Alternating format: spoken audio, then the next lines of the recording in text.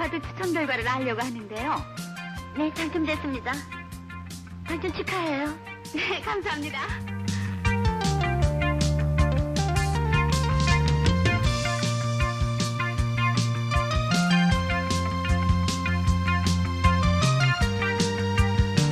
지금 기분은 뭐 정말 말할 수 없습니다. 30년이 넘은 지하주차장은 곳곳에 오래된 흔적이 선명합니다. 주민들이 이제 특별법 통과를 사실 상당히 기다려왔는데 언제나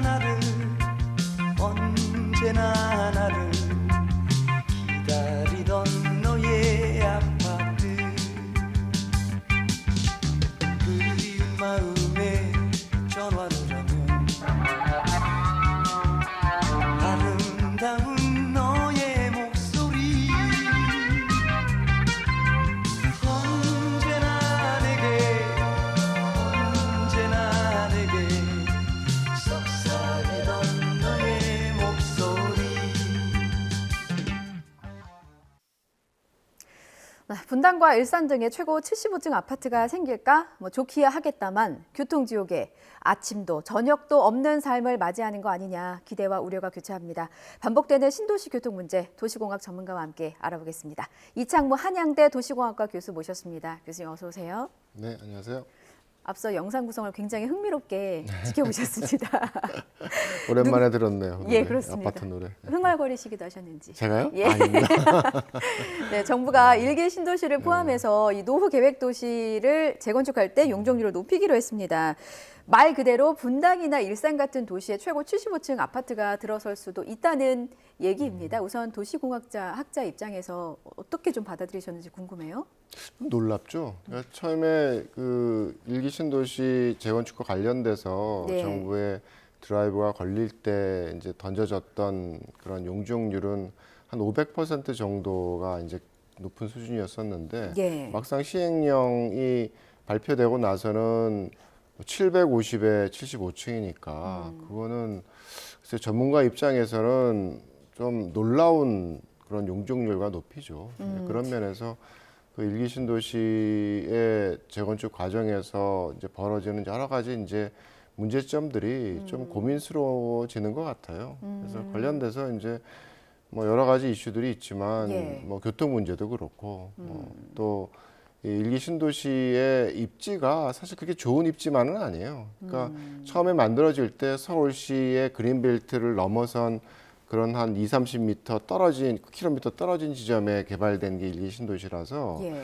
지금도 여전히 뭐 서울 대도시권의 큰 틀에서 보면 외곽인 입지도 있고요. 뭐 개중에는 좀 남하하는 그런 그 도시 개발에 따라서 중심 지역으로 변한 뭐 분당 같은 데도 있지만 네. 뭐 적지 않은 곳은 여전히 외곽이기 때문에 그곳의 밀도를 높여준다는 얘기는 상대적으로 더 많은 사람들이 더 많은 시간을 들여서 출퇴근을 해야 된다는 얘기거든요. 예. 그래서 비교를 하게 되면 서울시의 요즘 벌어지는 재건축의 밀도가 한 300%가 어떻게 보면 좀 상한 같은 의미를 갖고 있어서 네. 너무 높죠, 사실은. 그게 뭐 100% 주어진 그런 그림대로 될지는 모르겠지만 어쨌든 상당히 좀 위협스러운 그런 용적률과 높이라고 생각을 합니다. 예, 주민들의 입장에서 봐도 뭔가 이제 교통량도 늘어나고 교통체증도 우려되고 이제 지옥이라는 단어로 표현할 수 있을 정도로 여러 가지 문제점이 우려되는 현실이고 교수님께서도 직접 그런 입장에 일면 동의한다고 말씀을 해주셨습니다. 그런데 국토부 입장을 보면 이런 지적에 대해서 대부분의 교통량은 신도시를 단순히 관통하는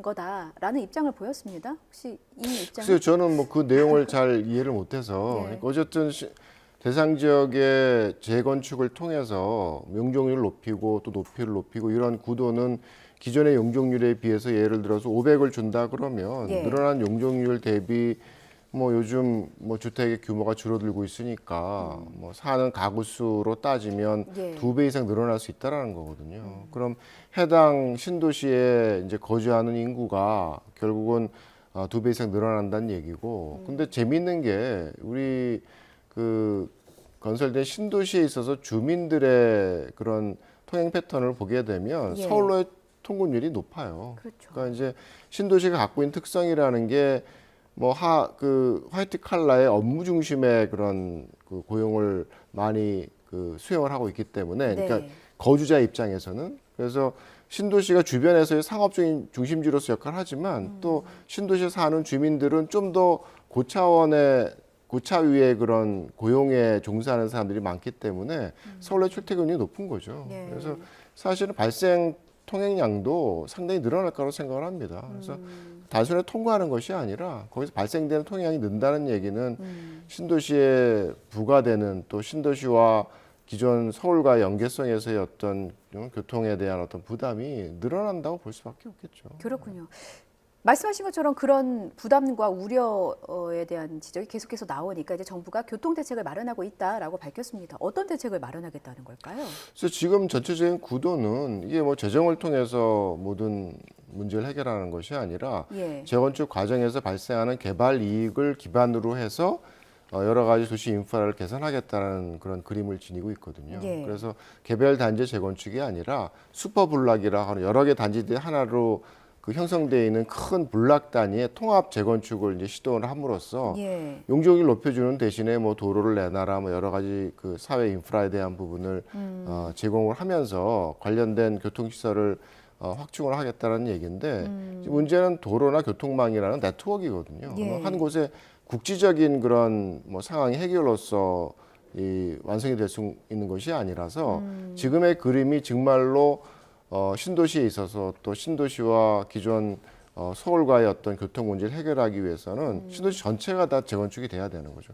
그래서 네트워크로 단결이 될 수가 있으니까. 그래서 제가 보는 관점에서는 뭐 제시하고 있는 어떤 교통 개선 아니라는 게 글쎄요, 주어진 용적률만큼 사회적인 어떤 그런 비용을 줄이는 영향을 낼지에 대해서는 좀 의문스러운 분이 적지 않다고 생각을 합니다. 그럼 지금 정부에서 제시하는 안들 그리고 현실적으로 준비할 수 있는 안들이 일각에서 우려하는 교통난을 좀 우려를 불식시키기에는 좀 부족할 수 있다 이런 말씀이신 거죠? 아, 그렇죠. 예. 문제는 뭐 사실 그 가장 바람직한 대안은 그런 용적률을 높여서 더 많은 사람들을 기존 신도시에 살게 만드는 게 바람직한 방법이 아니라는 거예요. 네. 그러니까 용적률 자체를 줄임으로써 거기에 뭐 발생하는 어떤 교통에 대한 부담, 삶에 있어서의 어떤 뭐 질에 대한 부담 이런 것들 줄여주는 것이 예. 좀 더 합리적인 선택이고 장기적으로 보게 되면 인구 축소가 시작되는 시점이라서 예. 그런 뭐 대규모의 어떤 뭐 신규 재건축이나 개발을 감당하지 못할 그런 상황이 될 수도 있어요. 그래서 생각하는 것만큼 재건축의 진행 속도가 그렇게 빨리 진행되지 않는다 그러면 교통 개선 효과도 저감되겠죠, 훨씬 더. 말씀 들어보니까 이렇게 마냥 높인다고 능사는 아니라는 생각이 들어요. 그럼 교수님께서 보시기에 일개 신도시, 분당이나 일산을 기준으로 어느 정도 되면은 좀 적절하게 인구도 분산되면서 교통난도 좀 해소할 수 있을 거로 예상을 하십니까? 글쎄 그게 상대적인 거죠. 그러니까 뭐 어느 나라에서의 어떤 적정 밀도라는 것이 주어진 건 아니지만 예. 어쨌든 하나의 대도시권 내에서 주어지는 밀도에 대한 부분은 중심 도시의 밀도는 높아서 좀 더 많은 사람들이 살고 외곽으로 갈수록 밀도가 떨어지면서 출퇴근하는 사람의 비율을 높이는 그런 공간 구조가 좀 더 바람직한 거거든요. 예. 이제 그런 면에서 서울시의 주거 단지의 밀도가 한 300% 정도라 그러면 사실 신도시에 있어서의 외곽에 있어서의 밀도는 그보다 낮은 게 더 바람직하겠죠. 그런 면에서 뭐 500이나 700은 저희가 이렇게 수용하기 이렇게 바람직하지 않은 수준이라고 생각을 합니다. 그렇군요. 도로 위에서의 교통이 워낙 빡빡하니까 서울시가 또 내세운 대책이 강을 이용하겠다는 겁니다. 지금 저희 뒤로 강을 오가는 배가 보이는데 서울시가 10월부터 리버버스를 운행하기로 했습니다. 이게 어떻게 운행된다는 건가요? 그러니까 뭐 저희가 갖고 있는 그런 한강 유람선보다는 좀 더 작은 규모의 배를 가지고서 대중교통 수단의 어떤 대체 수단으로서 이제 활용을 하겠다는 거죠. 네. 서울시 안을 보게 되면 뭐 그 배 규모로서 이제 탑승 인원이 한 200명 정도가 되는 이제 구도에서 그 한강 주변에 7개 역을 만든다는 거죠. 그래서 마곡, 망원, 여의도, 잠원, 옥수, 뚝섬, 잠실. 그래서 7개 역을 이제 오고 가는 그런 이제 수상 버스를 이제 운영을 함으로써 네. 뭐 기존에 뭐 지하철이나 이제 버스로서 담아야 됐던 대중교통에 대한 부담을 좀 줄여주겠다라는 그런 뭐 목표를 갖고 있죠. 근데 다만 이제 문제는 그 역할이라는 게 생각보다 이렇게 홍보된 것보다는 크지 않은 것 같아요. 아, 그런가요? 네, 이게 지금 뭐 서울시에서 제시하고 있는 그런 정도를 보더라도 뭐 2025년에는 아마 한 2,000명 남짓 연간 아니 월 일에 예. 일간 그다음에 좀 완성되는 30년 정도가 되면 한 7,000명 남짓이니까 그거는 서울시에서 대중교통 이용 인구가 일일 1,000만 명이 넘는 그런 시대에서 그 정도의 규모는 굉장히 좀 뭐 극소수의 이제 뭐 부분을 차지하는 역할이기 때문에 네. 그게 기존 어떤 대중교통망을 대체하는 효과라기보다는 뭔가 한강이 갖고 있는 그런 잠재력을 좀 상징적으로 좀 키워보자라는 그런 어떤 화두를 던진 정도의 그런 시도가 아닌가 저는 생각을 합니다. 그런데 이거 그 노선표 보니까 김포가 빠졌어요. 근데 김포 한강 신도시가 교통이 불편하기로 이제 그 악명이 높았었거든요. 뭐 김포 골드라인도 그렇고 리버버스에서 정작 김포를 뺀 이유는 뭐라고 보십니까? 여전히 김포는 저쪽 서측에 있어가지고 예. 김포가 갖고 있는 그런 특성 자체가 뭐 김포 신도시와 같은 굉장히 서울과 연계된 그런 교통이 필요한 그런 지역도 있지만 예. 저 밑으로 가면 군사 지역들이잖아요. 그래서 그 아라 뱃길 간문 밑으로는 여전히 한강변에 군사 시설이 설치가 되어 있어서 예. 그 김포에서 직접 한강으로의 어떤 접근에 대한 부분을 그 만들어내기가 좀 쉽지 않은 부분이 있죠. 그런 어떤 현황에 대한 부분들을 좀 고민을 해서 좀 차후에 진행하겠다라는 그런 생각을 갖고 있는 것 같습니다. 예. 앞서 교수님께서 이 리버버스가 그 홍보한 것만큼 효과는 좀 미지수다라고 말씀을 해주셨는데 생각해 보니까 이거 그 뭐 강까지 가는 뭐 정류장으로 가는 길이라든지 혹은 날씨에 따라서 이제 그 강의 상황이 굉장히 변할 수가 있잖아요.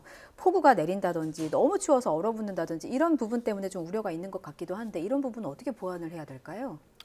쉽지 않죠. 이게 어쨌든 뭐 지금 이용객이 정말 엄청나게 늘어서 뭔가 모노레일을 놓던 어떤 다른 어떤 대중교통 수단을 연결시키지 않는다 그러면 네. 지금의 상황에서는 뭐 단순한 뭐 순환 버스라든가 뭐 이런 개인 교통 수단에 대한 활용을 통해서 연결시킬 수밖에 없는 거기 때문에 그 부분은 사실은 뭐 서울시가 제시하고 있는 안 이상으로 예. 좀 개선되기가 쉽지 않은 것 같고 그렇기 때문에 한계가 큰 거죠. 그래서 그게 아무리 뭐 한강에서 가는 수상버스의 그런 속도가 빠르지도 않지만 어쨌든 그 네트의 어떤 운행 시간이 뭐 많이 길지는 않더라도 뭐 해서 선착장에 가기 위해서 타고 내릴 때 20분씩 소비해야 된다 그러면 사실은 굉장히 힘든 그런 선택 대안이 될 수 있을 거고 거기다 뭐 이게 지하철 지하를 왔다 갔다 하는 환승이 아니잖아요. 예. 이제 외기에 면한 그런 환승을 해야 되기 때문에 굉장히 기후에 취약한 그런 구도라서 이제 그런 부분들에 대한 가장 큰 한계죠. 다만 그러네요. 다만 이제 아까 뭐 이게 상징적인 의미가 있다라고 이제 말씀드렸던 이유는 한강이라는 전면으로 이제 들어서게 되면 네. 뭐 예를 들어서 지금 진행되고 있는 한강변의 재건축이라든가 뭐 혹은 뭐 강북 강변의 지하화 혹은 올림픽대로 지하화가 돼서 좀 더 한강과 연계성이 높아진 활동들이 발생을 하게 된다 그러면 뭐 지금의 수상버스의 역할이라는 게 뭐 점진적으로 뭐 장기적인 관점에서 좀 향상될 수도 있겠죠.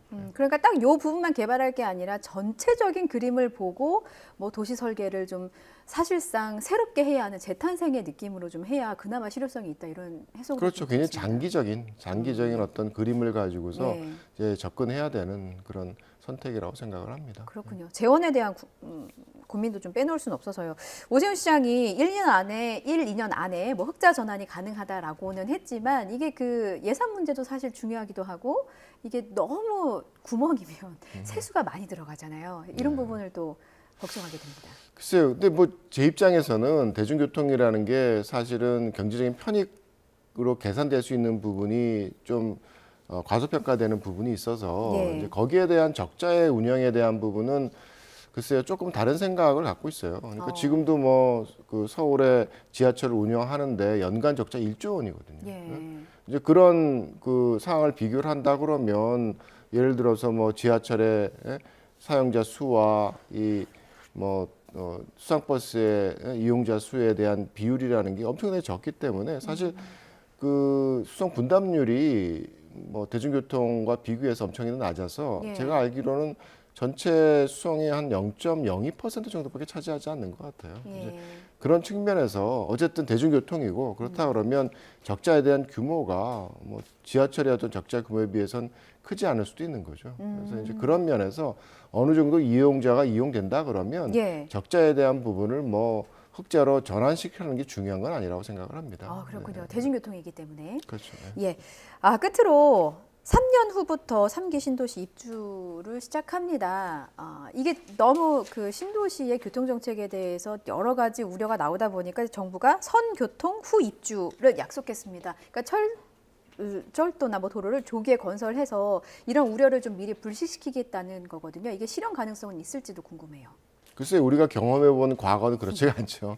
뭐 신도시나 대규모 택지 개발이 이루어지면 네. 관련된 그런 교통에 대한 문제를 먼저 풀겠다라는 그런 계획을 항상 제시를 하지만 예. 그게 참 쉽지가 않죠. 그러니까 기본적으로 저희가 이제 뭐 대중교통망을 개선하는 그런 구도라는 게 신도시나 택지 개발에서 발생하는 개발 이익을 전환해서 이제 만들어내는 구도이기 때문에 네. 정부가 직접적으로 재정을 투여하는 그런 부도가 크지가 않거든요.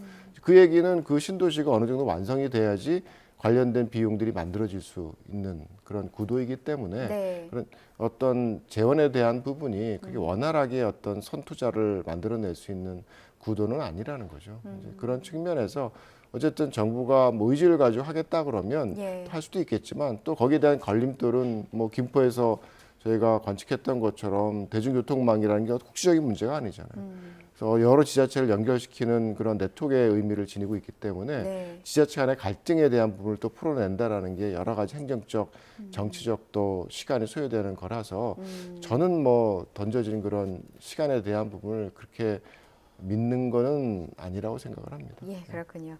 알겠습니다. 한 번 지어지면 뭐 짧게는 30년, 길게는 50년, 100년도 써야 되는 부분이라서 좀 넓게 큰 그림으로 협력해서 주민들을, 국민들을 위한 좀 설계가 되었으면 하는 바람으로 교수님 모셨습니다. 오늘 말씀 여기까지 듣겠습니다. 이창무 한양대 도시공학과 교수였습니다. 잘 들었습니다. 네, 수고하셨습니다.